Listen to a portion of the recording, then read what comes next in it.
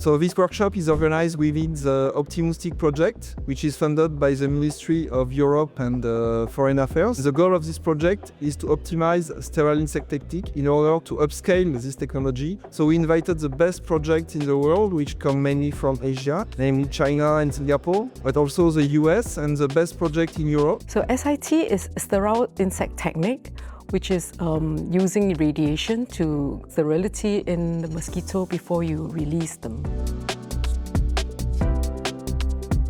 Because this One Health Summit happened here, and the technology SIT or the IIT we are working on is perfectly match this One Health concept.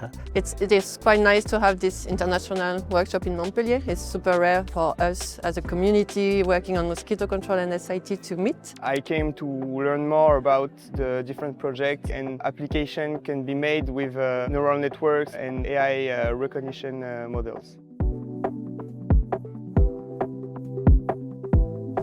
Currently, we are in the operational deployment stage. After success of this technology in 2017, the government start to accept to integrate this technology to the entire vector control program. For this purpose, for the first time past year, we released mosquitoes here in France, and it's only the beginning. I think the journey has been wonderful, and a very important aspect of this journey is in fact integration of technologies. Different disciplines of science, biotechnology, engineering, data science, artificial intelligence, all put together to be able to scale up production.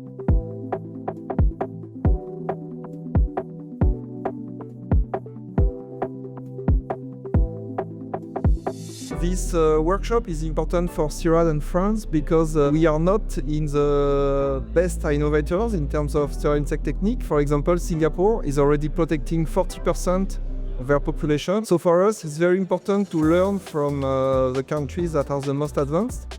This project basically was developed to address the current problem in vector-borne disease control. Traditionally rely on the chemical insecticide.